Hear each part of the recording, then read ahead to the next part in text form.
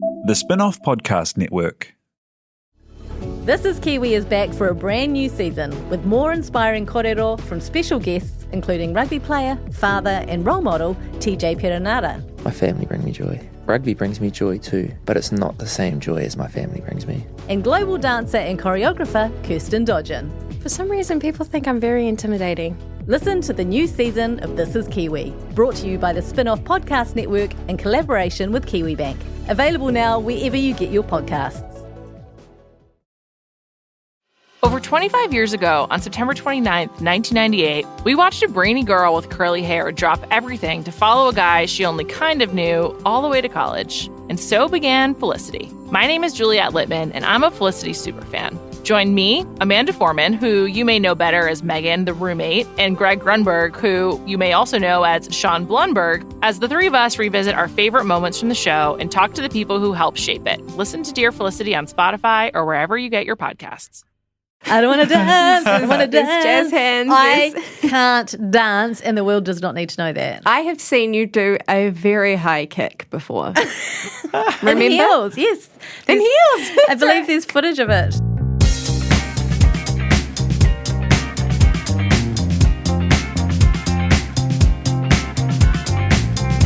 Kia ora, welcome along to The Real Pod. This is your reality TV recap and real life in New Zealand and a little bit abroad podcast. Oh, a little bit abroad. We've got a little bit of international news. We're going international today. My name is Jane Yee and I'm joined by Alex Casey. No Hello. Duncan. No Duncan again.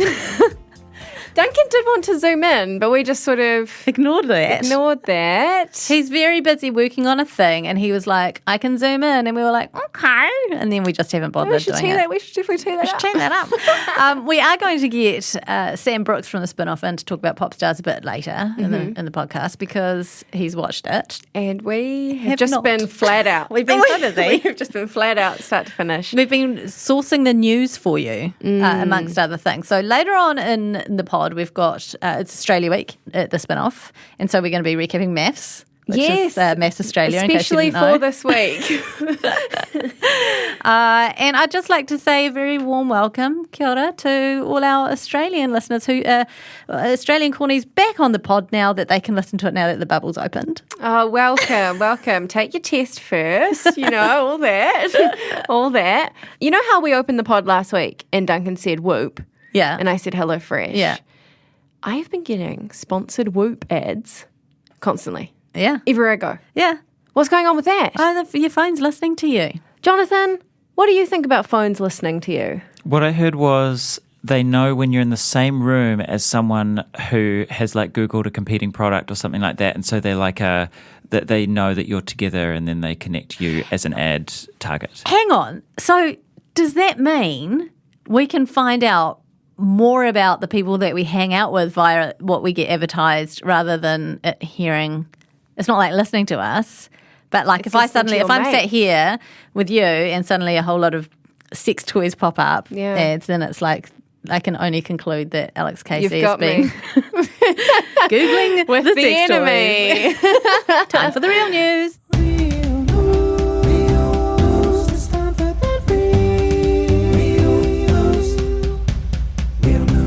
Do we have any sex house news? Nothing, actually. It's just been very slow on the sex house front. Completely dried up, actually. I tell you what isn't dried up, and that's the dance floor. Remember when our pod was called the D floor for a hot minute? floor. Was it the D-floor? I don't know. I can't remember. This podcast has had way too many names. And that podcast, Jonathan, would go for sometimes 2 hours recapping Dancing with the Stars. Which was only an hour long on the television. I think all traces of that have been wiped off the internet. That's a shame. Yeah, I think Tina was going through the process. Tina is in our podcast team here at the Spinoff, and she was going through the process of uploading all our old podcasts, and I think she just got bored at some point and stopped. I think the D floor didn't make the cut. It's probably for the best. Anyway, what are we talking about? Dancing with the Stars is returning. Coming back. Do we have enough stars for this? Well, let's look at who hasn't been on TV yet. The big one, obviously, is Max Key. The hugest one in the world. The biggest get that we've been pushing for years. He did an extremely random Instagram stories update not so long ago. What was he doing? I can't remember. Someone posted it in the corner And I was like, he's back. And he has not really posted since. I wonder if he posted it to the wrong account, accidentally meant to do it to his private, but did it to his public. Wow. Who knows? Was he getting a spray tan or doing any sort of literally ball remember change? Absolutely nothing. Yeah. Another notable celebrity, big-time celebrity, who hasn't yet had the call-up for Dancing with the Stars, Jane Ye, XC4 TV presenter. Or so she says, Cornies. Or so she says. I have this theory that you're doing a long game and you're going to surprise us all, and it's just going to be so exciting. It's going to be a bigger surprise than that time you're planning to come back. Oh my God, how disappointed are you going to be when that actually doesn't happen? I still think there's time. We know people. People are listening. But those people have been listening all this time It will and be synergy. they've never asked me on, and for good reason. Nobody knows But who I am. They're desperate now. That's true. There's no celebs left. Now's my time to shine. I mean, hey, I was on TV. You were good Very too. very briefly. Well, maybe both of us. We could do a double act. Could do a double act. Anyway, Dancing with the Stars and Substars is coming back. It's not going to be on for a while yet. Celebrity Treasure Island is a wee way off, so I'm picking they'll probably go head to head. There's a lot of reality TV doing the rounds. There's a lot. The Apprentice as well has got a date now. That's coming May 10th. That's so soon. To TV1. And I think, did you know, someone sent me a screenshot. So there was a big profile that was written about the Spinoff and Duncan on Business Desk. Is that what? I don't know. It's cool. I'm very well read. And someone replied being like, I will read it once I get over that stunning picture of Duncan or someone. And it's one of the Apprentice, mentors. Oh. Cassie Roma, I believe. She's Is Duncan secretly on The Apprentice? Is that why he's not here this week? Do you think Duncan would do it if he was asked? Yes. Yeah. Without a shadow of a doubt. Yeah. Question everything. The Apprentice. Paddy Gower has a bung eye. Poor Paddy. It looks quite bad. What happened there? Well, his it sounds real gruesome. His retina detached. That happened to my dad when he was taking a photo of the moon. Oh. It sounded awful. And you have to get... What? I don't know. He was taking a photo of the moon and it made his retina fall off. Yeah. Was it the You know the moon is weird. Don't look at it. Was it the act of taking the photo of the moon that caused it, or was it coincidence? I don't know. I think it was the strain through the camera. Was he doing using a pinhole camera or something? Possibly. He's a photographer. He does lots of brownie box type. We've all been there. Anyway, posting on social media, Gower said it had taken him 10 weeks to recover from the surgery. At one point, he thought he was going to lose his sight in the eye that was operated on, but he's stoked to say he can still see out of it, but it's been pretty brutal. Get better soon, Paddy. He looks bloody resplendent in a hospital gown, though, doesn't he? Resplendent. Wow. He can, no, I'm not, nothing. Keep going. Keep going. Okay. Whatever you were going to say. Just imagine it. Just imagine it. You've got some good stories, Alex. Yes, I haven't got anything open on my computer, but there's been just an absolutely fabulous stories come out of Poland where some locals in some town I forgot the name of have been citing a very terrifying creature in a tree, worrying that it was a new reptile or some sort of predator, and it was just a very large croissant. I can see it. I thought it was 2 croissants, but now that you say it, it is it is a huge croissant. Oh, okay. Sacre bleu. Grande. It's just perched in a tree. They're much like, if you remember from the podcast last week, we talked about the KDP, the Karori dog poo page on of course, on which Facebook. did get extensive coverage. Yes, it did. It ended up on stuff. It did, yeah. And I think there's a stuffy in the corner. There's a stuffy in the corner. But it looks a lot like that poo that was perched in a tree, actually, that we talked about last week, except for it's a large croissant. I think if it was me, I would say it looks like a kinkajou. Are you familiar with a kinkajou? I am now. Take a look at the this kinkajou. Looks a lot like a large croissant. Could be a croissant in a tree from afar. But the reason I think this is interesting, and I don't know if either of you have noticed this, when you're just walking around and there's just a big baguette on the ground? No. Do you ever get that? Like dumpster diving gone wrong? Or? Yeah. I've just been plagued by baked things on the ground in the last couple of weeks. I was running to netball and there was 3 or 4 baguettes flanking my run. Well, ever since they started delivering the baguettes by drone, it's just been a chronic. It's just crazy. Well, it'd be difficult on a drone, wouldn't it? Because you'd have to pick it up in exactly the right spot, otherwise it would get unbalanced. Which is why we're seeing what we're seeing. Yeah. Another theory, and this is based on personal experience. I used to go to the lovely French bakery down the road from my house when my child was a little wee thing in a pushchair, and he always wanted to hold the baguette. Children are extremely bad mules. They drop things. Tossing the baguette. Might have tossed the baguette, or just like a hurried parent shoving it into the carry basket of a pram, which are usually not very good at carrying baguettes. It's not really what they're designed for. They're designed for nappies and such. So it could just easily just slither out. Could they have had 4 or 5 lined up though? That could just be kind of shooting out. Yeah, greedy family. I saw a lot. Anyway, if you've seen any baked goods in public, send your photos to podcast@spinoff.co.nz. Okay, so big news, real big news from this room is there's going to be a very fancy little pop-up pod happening within the Real Pod feed in celebration of all things Drag Race because, of course, RuPaul's Drag Race Down Under is coming. Huge news, May 1st, and we are going to be recapping it in this very podcast stream, not with us, but with Chris Parker and Eli Mathewson of The Male Gaze. The podcast is going to be called Drag Race Down Under the Covers. They're going to be recapping the show each week with a special guest, and we are so excited. So excited. You don't have to do anything except for subscribe to The Real Pod. That's all you have to do, and then it will just pop up, and you can just enjoy it at your leisure. There'll be a preview pod coming this Saturday? Yeah, it's Friday or Saturday, yeah. Just keep an eye out. And tell your mates. Tell your mates. It's going to be a big deal. I'm really keen on increasing listenership of this podcast, by the way. We've talked about it. We've talked about it. Really feel like the Cornies could do some street team work and just get the word out there. Share it with your mates. Tag your flatties. Tag all of your flatties and your mum. Calling all Shirleys. That should be our podcast name. Calling all Shirleys.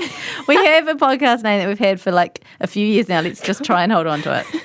Okay, so there's a club. Did you know about this club? I've never heard of this club, and I'm so excited about this club. It's not new. The reason it's made the news is it's just celebrated its 21st birthday, and I can't believe that I've been alive the entire existence of this club and not known about it until this point. And what is this club, Jane? Well, it's the Shirley Club, and basically it's made up of about 40 women, all called Shirley, as you might imagine from the name. And it was started by Shirley Smith and her sister-in-law, also called Shirley Smith.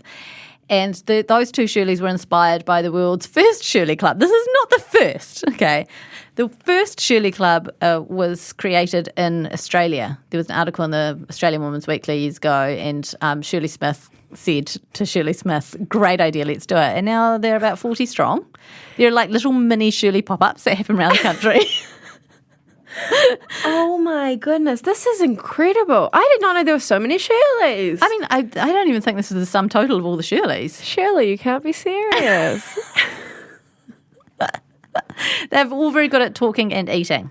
And their motto is fun, food, and friendship. And honestly, I feel like the Real Pod is basically a mini Shirley meetup every week. So you have to be called Shirley. Do you have to be over a certain age? I don't think so, but I think it seems to skew over 60. I think if you are called Shirley, you are of a certain age, generally speaking. I want to get in there.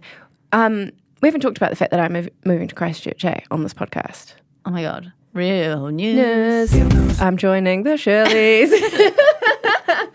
But if you know a Shirley or you're a Shirley adjacent, I would love to infiltrate the Shirley Club in Christchurch. Also, I was just thinking, you know how radio stations, I'm actually reading JJ Feeney's her biography at the moment. She sent it to me when she released it years ago. Is it Life on the Edge? Yeah, with a lovely Akoya candle.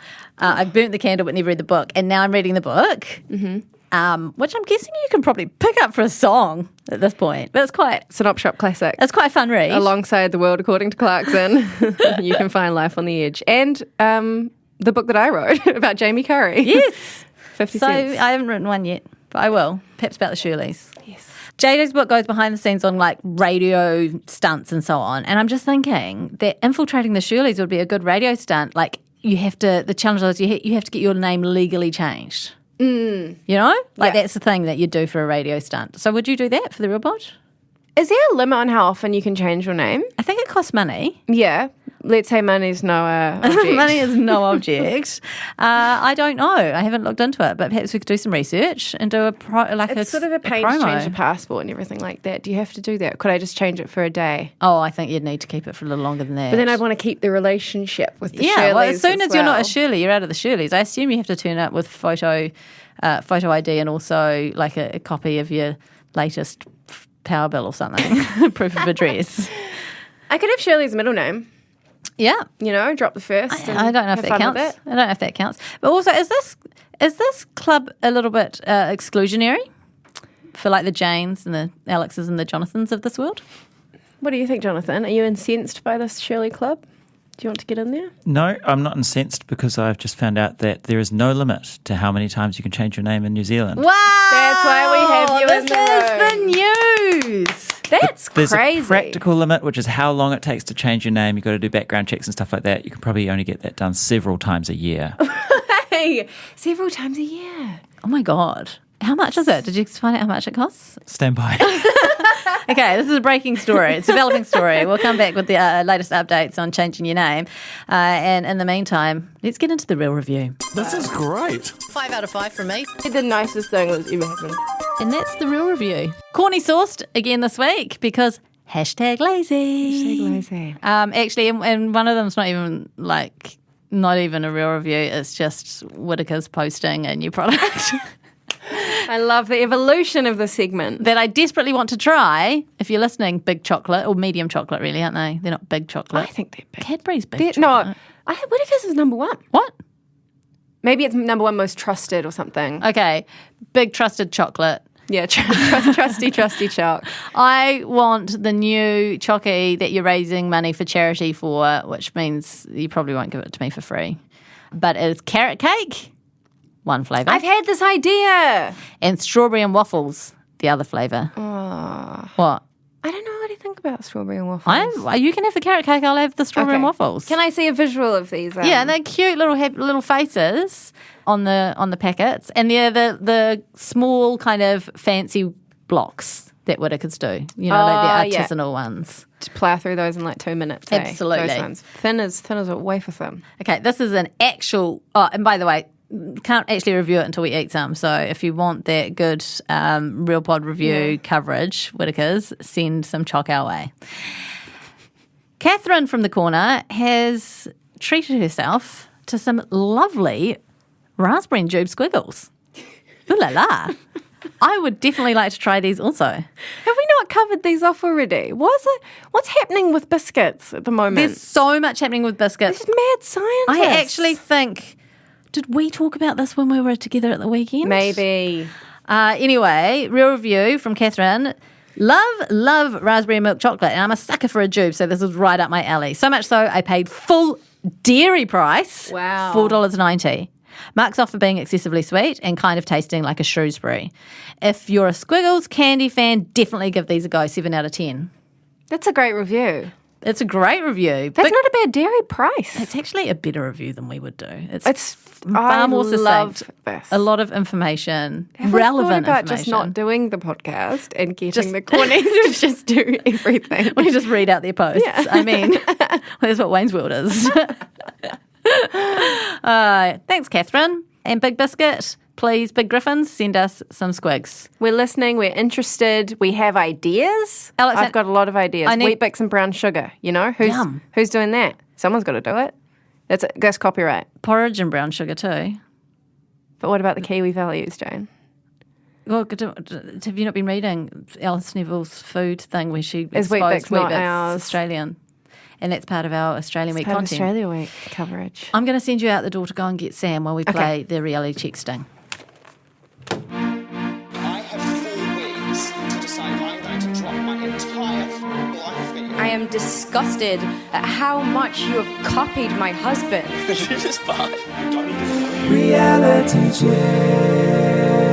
Welcome to the studio, Sam Brooks. Hello. Kia ora, kia ora. Kia ora. Yeah. Thank you for doing the work that we could not. So essentially you're here not only because you're amazing, but also because Alex and I have been extremely busy sourcing news for the real news in real time. And we haven't gotten around to watching Popstars. Well, I have. Yay! I've watched it at my desk. So, and I reviewed this last week, but in short, it's not Popstars. No. So it's not very good. Oh. Is the general vibe. Is it improving though? I heard some chatter that it was getting a little better this week. The fourth episode, which is the Wellington round of the first round of singers, is like actually really lovely. Like it's even like that is just already such a step up from like the first week, which like just felt like this like constant like here's a person, here's a person, here's a person, here's a person, and all the feedback was so technical that it was really hard to just emotionally like get into it. Whereas in the fourth episode, they actually start like picking like a people who like will actually like be in it, and they like actually talk with each other. Yeah. Like the problem with the first three is that none of the judges really like had any kind of like conversation or like conflict. They were all just like, yes, maybe. And then I was like, cool, you think that. Like, there was no kind of tension. Yeah. And that's like why like you like watch like those things. It's like seeing experts have like separate opinions, and then you can be like, no, she's wrong. And then, yeah. I bet they got the hard word. After the first lot of shooting. Come on, we need to spice it up. But like the way Natalia Kills and Willie Moon got the hard word. Yeah, just go all in, guys. It'll be fine. Yeah. Not that far in. Has Nathan King cried again? Yes. Terrific. He's also sent someone to the vocal coach who then came back and got 3 yeses. And I've like found that because like that's just some solidly like plotted thing. Like Act 1, she's almost there. Act 2 has some vocal training. Act 3, yes. Yeah, it's like, and there hasn't been like enough of that yet. But I feel like once they get into the like actual kind of like molding of them, they'll actually improve and it'll like pick up heaps, I think. Well, maybe not heaps. Yeah, but it'll be like a much more appealing, fun, interesting show. I'm just thinking, like, is there a lot of, you see, like, talking about technical feedback and stuff? To me, the idea of Popstars is, like, plucking these people who really just have a big dream and maybe a nice voice rather than, like, looking for musicians. Yeah. It's like, the problem, I think, is that they want them, like, to be basically ready. Oh, God. And that's not the point. You find someone who has something, but not all the things, and you give them or help them on the way, and you mold them into because like other like awesome thing about that first series was you saw them change from like just normal people into full-on pop stars with like costumes and choreography and like a big single. And I just don't know if a show that's like released this year will ever meet that again. Yeah. It's like I feel like also so many of the contestants came fully formed, and I'm not sure how willing a lot of them will be like to actually mold themselves into what the show needs from them or wants from them. And I think that those are two different things. Is there anything super significant that has happened this week in the show? I really like this girl group whose name escapes me now, but they're from Porirua, and I feel like from how they've structured the show, they will be in it for a long time. And they're just so full of like charm that they all have these beautiful voices, and they like actually are like the like right age where you can actually like be like, you have it, but you definitely need that extra step up from like a show like this. Whereas I think heaps of the rest of them like just need like a big label, and that's not what this is about. Like it's not about Do we know what's happened with all the maybes? Are they just in a big maybe holding pen? They're in a vat. Yeah. So, like, at the end of the 4th episode, they, like, have all their headshots on a table, and they, like, a pick from those. And they form, like, the top, I think it's the top 20 from those. And I'm just like, you should have just done more hell yeses or more hard no's. Yeah, because it's like, if like they say maybe, then why should I say yes? Like, it's so silly. But yeah, no. I also just feel bad for like other maybes who are into that kind of top 20 plays, because I don't feel like anyone will ever shift from a maybe into a hell yes. So I feel like they'll just always end up like, you're good, but you're not pop stars. Yeah. I mean, it's just like, just say no and just let them free. Yeah. And like make their own music. Let them out of the civic. Elsewhere. Okay. So you're going to keep watching? Yes. Yeah. Let I us will. know if it gets good, and I I'll will. dip in. My calendar's freeing up around about this time next week when maths is all done with. Top 12 when they're all staying in a blimmin' mansion I together. love reality stars in a Yes. house together. I'm back. Absolutely. I'm back. Yes. So that'll be the time. Thank you so much, Sam. Appreciate your time. You're so welcome. Keep doing the good work that you do watching the bad telly. Sam, As it's a always. hell yes from the real pod. Yay! Maybe. Do you like how I joked about that, even though I haven't seen the show? Yeah, it was good. Thanks. Seamless. Okay, we're going to have a quick break, and then when we come back, we will be recapping maths for Australia Week on the Spinoff. Hey there, it's local comedians Chris Parker and Eli Matthewson. and we're hosting a new podcast called Drag Race Down Under the Covers. It's about cars. Just kidding. Just It's about kidding. drag queens and the new drag show hitting TVNZ on demand. We're going to be getting into all the gossip, recapping the episode, and talking to local drag artists around New Zealand. So subscribe to The Real Pod if you haven't already, and we'll be in there with a grin.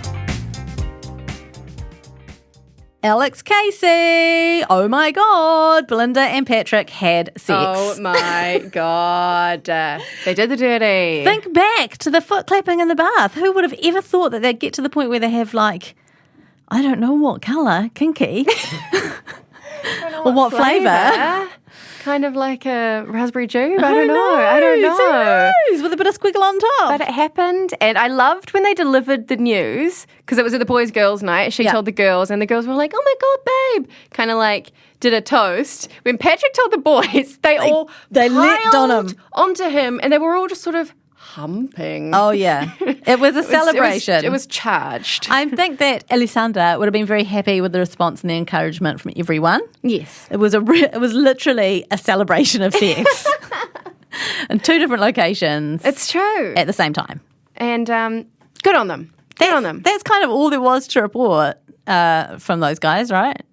I think so. I mean, we're going to talk about the dinner party separately, because the sex empowered Belinda to wear that crazy pink velour jumpsuit that she's been eyeing up since she was 13, which is really weird. Actually, we have a few things to cover off before we get into even the girls and boys night. Okay. But we start with Belinda and Patrick having sex. Fantastic. You remember from last week that Beck went away to sort out Oscar? Yes, the medical doctor. Who, by the way, has valve disease and heart disease. I thought, oh, they sound like the same thing. They're two different things. So her story checks out so far. Okay. I'm still suspicious. Well, you think Oscar not real? I think Oscar not sick because she came back with a new hairdo. I think she went home to she had an appointment that she had to keep. Show us your valves, Oscar. She says she missed Jake and they have their last date on a boat.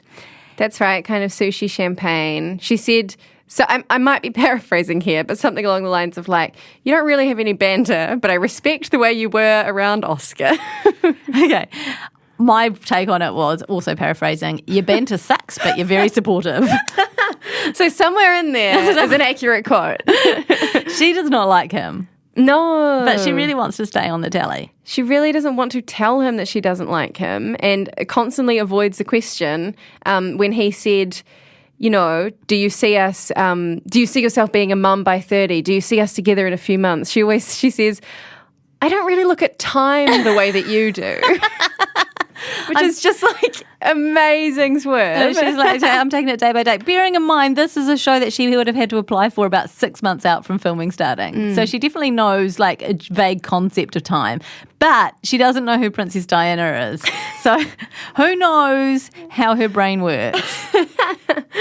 Yeah, but Jake, I don't know. Why is Jake still here? That's the story, right? Why is Jake sticking around for this? I feel like that I know that there's going to be a lot of Jake information coming out post the airing of the show in New Zealand. We need the Jake information. Vis-a-vis, aka, it's already all over the internet. Oh, no, not the internet. Yeah, I'll just never look. don't go on it.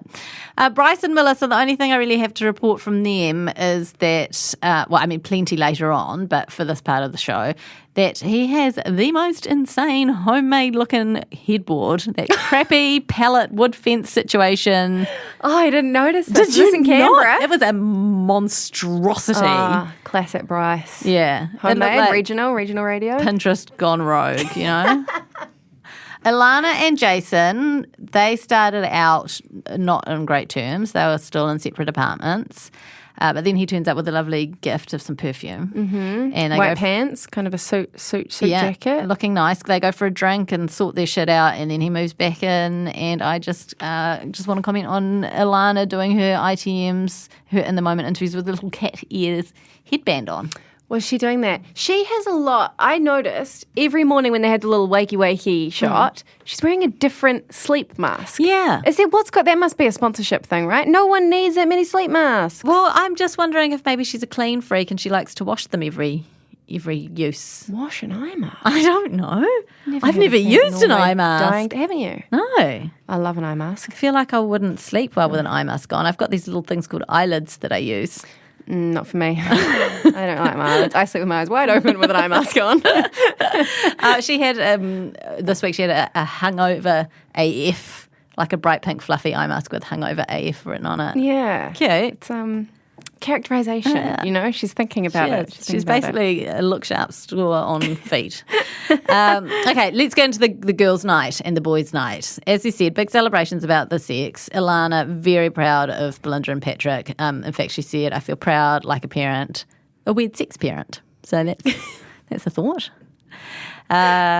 Coco makes a return during the... It's ladies' night and the feeling is right. So good to see her again. I was really excited to have all the other girls return, but they didn't all return, did they? We didn't see everyone. We got Beth, we got Joe. We didn't get Jamie, who was with Chris, the hot villain. That's too bad. She's busy washing her hands, probably. Honestly, I forgot all these people. I just forgot them. I forgot about Beth, which is sad because I did not forget about Rusty. I've never forgotten about Rusty. Obviously, the stuff with Melissa and Bryce comes up, and Beck has just some great quotes. Melissa has kaleidoscope eyes for Bryce. Now, what does that mean? I mean, we know that her definitions of words are different to the conventional definition. She's said that before, just like time. So she means like tunnel vision, but then she's mixed that with a Beatles song, I suspect. So Melissa has sort of like fly eyes. She's got fly eyes And with lots of she's lovely coloured bits in them. Seeing everything all at once. I don't know what's happening. Guess what? There's a rumour going around that Bryce has a girlfriend on the outside. What? I know. And Samantha, I love this about like Sam being the Canberra spy. Yeah. Who's been out and about at the bars and bumped into Jason, who we saw last week, not Alana's Jason, but Bryce's bestie Jason, who just told her everything about the girl that's waiting for him, and that they even had organised to meet up and go to the rugby game. He was trying to get out to go to the rugby. The gifts and I think somehow the gift was related to the rugby somehow, because there was a bit later on where they were like, that's where the gift thing comes in because of the rugby. I think maybe he was, I don't know, going to send her, couldn't make the rugby, but here's a prezi. Don't know. Anyway, I think that no one has any evidence and that Bryce is innocent. Do you reckon? You think this is like making a murderer? He's such a bad liar. He's so bad at lying. He's like in the Jinx. He's just like burping. I did it. His way through. Totally. And just has a tantrum every time it's brought up. That makes you look more chill and more innocent. Can we just briefly speak about what Rusty's been doing while all this has been happening? So Samantha's used her time out of the maths experiment to do some hard out, spy work. Rusty has been cooking steaks, T-bones, bought a smoker, been eating cow wrapped in cow, not even had a potato. No. Why would you? Why would you? Just and he's had a haircut. Meat all day, every day. It's like Jordan Peterson. Yum though. I really, you know what? If I was able to meet one reality star date of my choice, I'd be like, I'm going to Rusty's for a motherfucking barbecue. Right.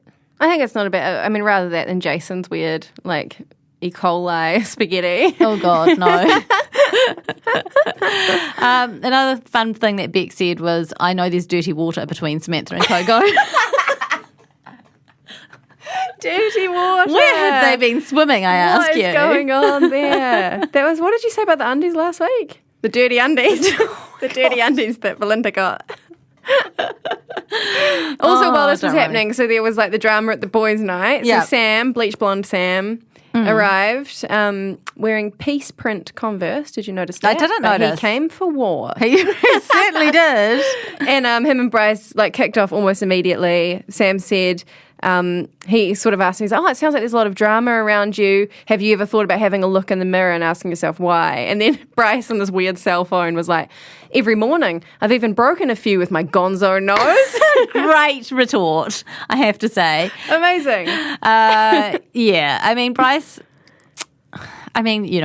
is obviously an A-grade asshat, but also such great television.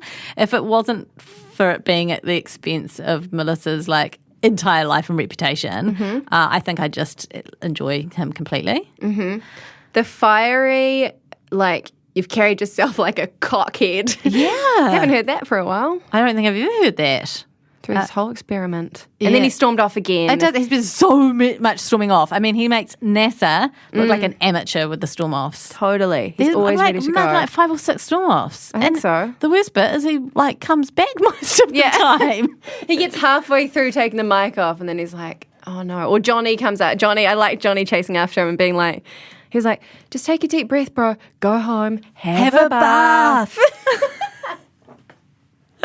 And that's why Johnny would be a great producer on the show, because you know how much they like getting them in baths. Yeah. He's already on board. Johnny, he really knows how to talk down a situation as well. He really does. That's not a saying, but that's just call me Beck. It's chlorine in the dirty water. Or call me Casper, because I'm going ghost.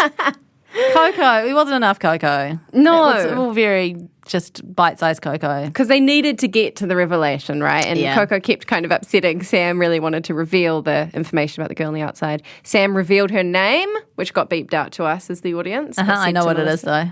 It's all over the internet. Can you say it? And then we'll beep it? Yeah, it's I lip read that too on the show, by the way. Did you? Yeah, and then I went on the internet and confirmed my suspicions. Amazing. I was none the wiser. The last time they beeped, it was because someone said hand job. So, Maybe that's hand job.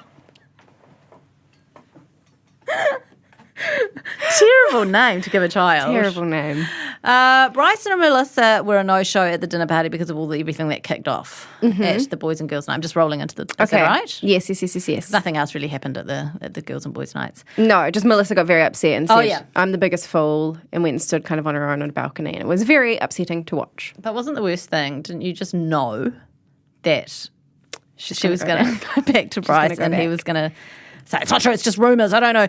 Oh, from Sam of all people. Oh, from that person of all people. Oh, are you going to believe these 7 different accounts of the same story from people who are unconnected? You're going to believe these screenshots and these certificates and these fingerprints, officer?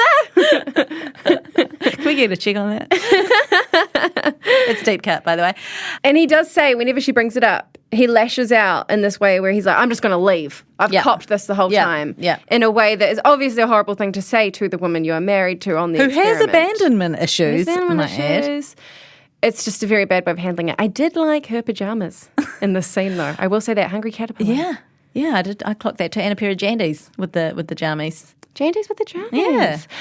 And Bryce stormed off actually again in this conversation, and he was wearing tiny board shorts.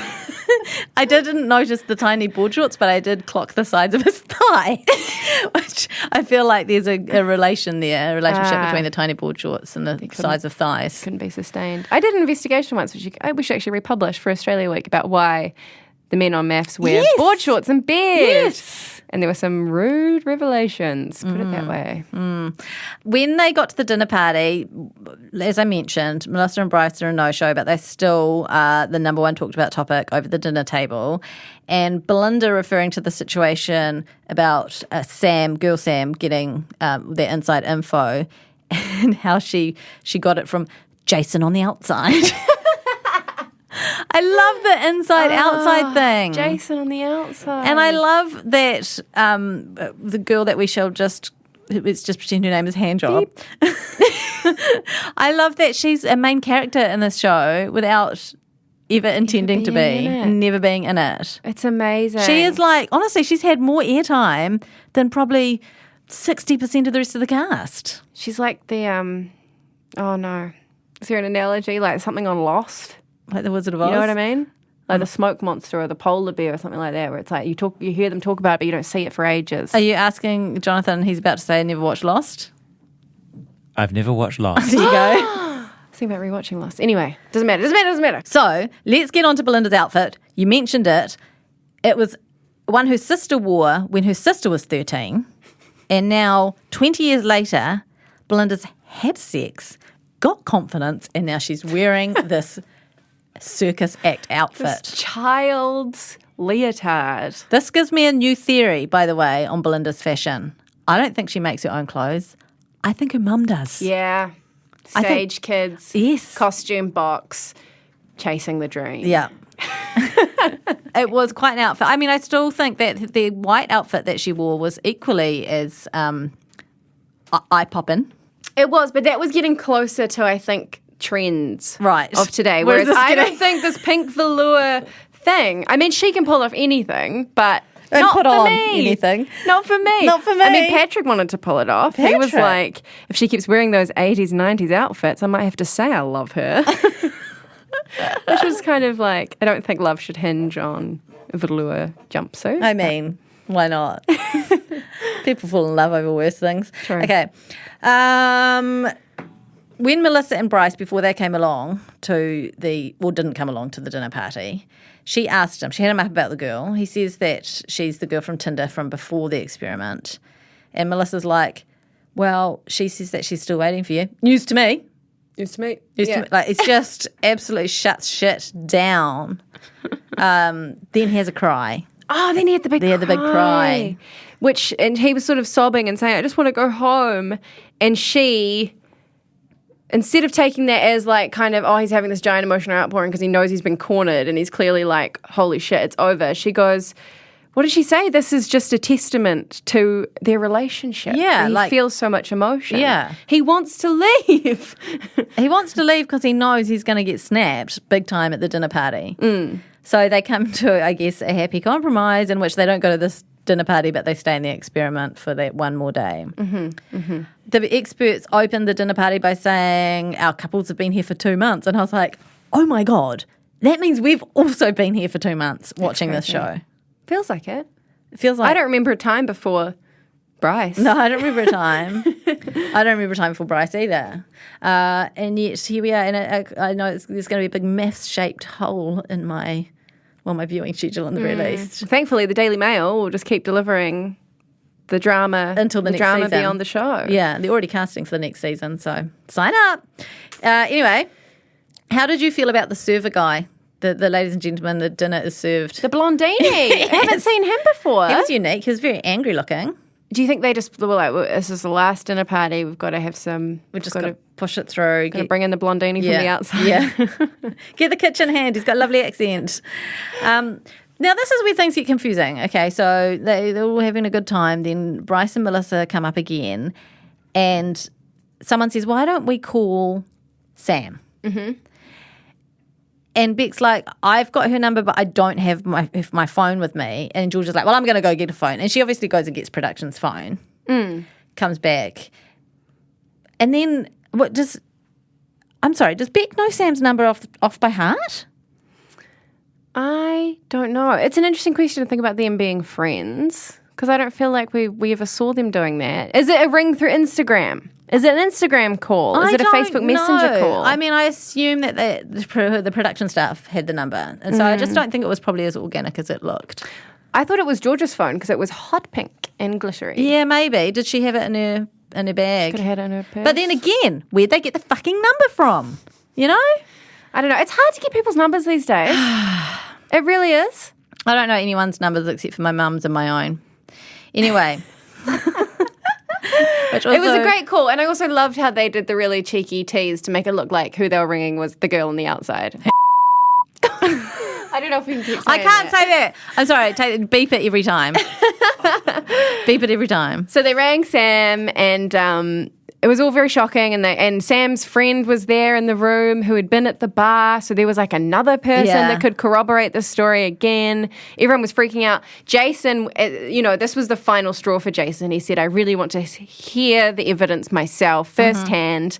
I need this. I'm a serious investigative journalist. And when he heard it, he was doing the most furious pinochle I have ever seen. He was just sitting there like, oh my God. Because as he said, he nearly broke up with Alana over this. His friendship with Bryce was so important to him and his loyalty that he was going to sacrifice his own relationship. Yeah, and the other thing that was interesting about this call was that Sam said Bryce had been doing damage control and ringing around everyone. All of Canberra. Yeah. Canberra phone tree. And just saying, don't say anything, shut your mouths. Don't know if Bryce and Jason on the outside are going to be such great friends after all this, by the way. Don't know if Bryce is going to have a regional radio job after this. Oh, he might have one in the big smoke if he plays his cards right. That was the whole plan, right? To further his career. He's definitely going to have a podcast. Definitely. Well, that's the end of the real pod. Thanks very much. It was lovely having you all these years. So then when the old honesty boxes come out, there were some really bad ones. There were some really bad ones. Georgia and Liam. Let's just not worry about Jason and Alana or Johnny and Kerry. I mean, it's not that they were insignificant, but they just weren't as revealing as Georgia and Liam. Holy shit.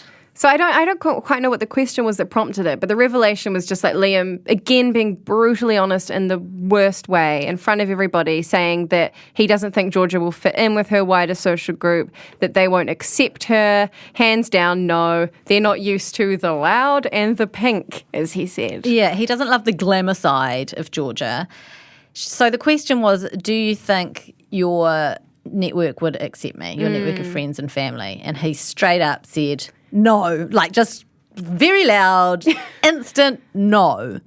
And then Kerry came in and was like, "That's like I'm going to stick up for Georgia. She's an amazing person. Your friends are idiots if they don't accept her, and you need to be looking at your friendships rather than your relationship." And he's like, "Well, am I going to break up with you because they hate you?" No, like, does it? Now they hate her. Yeah, This is where he's escalated. It's just crazy. And even in the moment where they were like, one good thing and one bad thing about me, I think was the question at the very beginning. Even when he said the good thing about her, he was like, you're so lovely and kind and warm-hearted and accepting of people, even if they don't accept you. Like, it was still a neg. Like, couldn't help but say, people don't accept you. It was terribly very handled. bad. And she was crying. Yeah. Like burst into tears, sobbing at the table. I mean, big respect to Kerry in this moment. I think she was fantastic. Amazing. Yeah. She was just like, this is bullshit. Yeah. And you could see it in her face, like she was properly riled up, but she didn't get out of control. Also, I thought it was really interesting that he did the thing where he tried to get the room involved and say, well, you guys wouldn't accept Georgia when you first met her, would you? Yeah. And they were like, we love Georgia. What are you talking about? He's really struggling with the pink, I think. I think that's like mostly what his problem is. I think Liam low-key has benefited from a lot of other people soaking up the villainy of this show. Like, I think there's some stuff. There's clearly some stuff because it doesn't just come out in an outburst like that we probably would have seen had Bryce not been soaking up so much airtime and others. But I did not like him at all after this. I didn't like him at all from weeks ago when he joined in with Beck on trying to use Melissa. I've spoken about it heaps when they kind of tried to get Melissa to, they kind of used her to annoy Bryce. That's right. And that was the moment that he went down, in my opinion. My opinion also has been turning on Patrick, for the last few weeks. Yes, me too. Blah, blah, blah. But I really didn't like when they had like an open question from the honesty box. And that was the moment he decided to ask Belinda if she loved him. Wait, what? Yeah. That's what she said. Oh, right. Yeah, Jane, I know. What? And she said not yet, which is totally fair enough. But she was crying as well. Like, Yeah. don't ask someone obvious. But also, if you were Patrick and you wanted to know that someone loves you, that's not the moment to find out that beautiful sentiment. No, it's not. There's times and ways of telling someone that you love them for the first time, and that ain't it. I mean, she was wearing the right jumpsuit for it. I mean, he just couldn't help himself. Also interesting that they had a conversation about having sex later that night before, like, they've planned their sex for after dinner, which I thought it's just very unique to them. The couple that John Aiken calls the awkward, gawky couple. He's an expert. Yeah. Beck and Jake, obviously, I mean, it's a hot mess. She thinks she's more committed to the relationship, which is the most, aside from Bryce, laughable thing that I've heard on the show. And she's such a jerk about how, like, he's like, how do you feel about me? She talks around in circles. And then she says, I don't know how I feel about you because your walls are up so high and it's hard to form a connection. And you like me more than I like you. And I'm behind because you keep pushing me away. Like, she reflects it all back onto him. It's incredible. It's so insanely unself-aware. And then she did the thing again, where she's like, time is a flat circle, man. God. Where he was like, are we together in 3 months? And she said no. And then he was like, wait, like, that you're basically saying it's over. And she's like, no, it's just that I'm so present that I just cherish every single moment and I don't think about the future. I Bullshit. don't quite buy it. We've been talking so long. Okay, anyway, that is The Real Pod. Thank you for sticking with us. Don't forget to like and subscribe and tell your flatmates. Is that the one?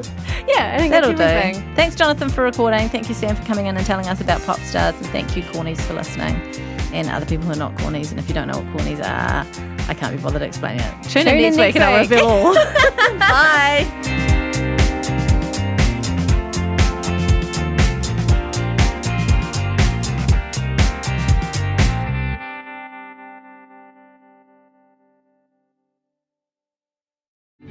Kia ora, I'm Duncan Grieve, founder of The Spinoff. You can help us keep all of The Spinoff's award-winning journalism free for everybody by becoming a member today at thespinoff.co.nz/donate. Talofa lava. I'm Madeline Chapman, editor at The Spinoff.